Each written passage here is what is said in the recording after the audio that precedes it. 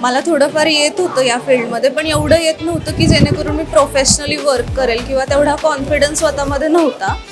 मी फक्त मेकअप आणि हेअरस्टायलिस्ट होते. मग त्यासोबतच अजून मला अपग्रेड व्हायचं होतं, त्यामुळे मी सरांकडे क्लास लावला. सरांकडे क्लास लावण्याचं कारण असं होतं की सर मेन म्हणजे की सर सेलिब्रिटी पण सरांकडे येतात. मग सेलिब्रिटींचा तेवढा सरांवरती विश्वास आहे. ते एवढं छान त्यांचं वर्क मी पाहिलं इंस्टाग्रामवरती आणि त्यांच्याकडे personally me as a client म्हणून पण आले होते. मग त्यानंतर मी ठरवलं की नाही, सरांकडेच करायचा क्लास केला तर हेअरचा.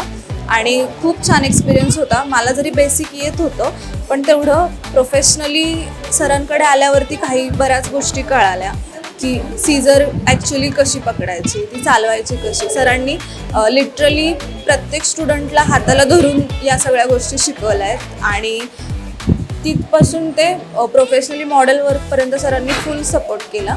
सरांचा सपोर्ट खूप जास्त इम्पॉर्टंट होता आमच्यासाठी आणि तो त्यांनी दिला पण तितकाच.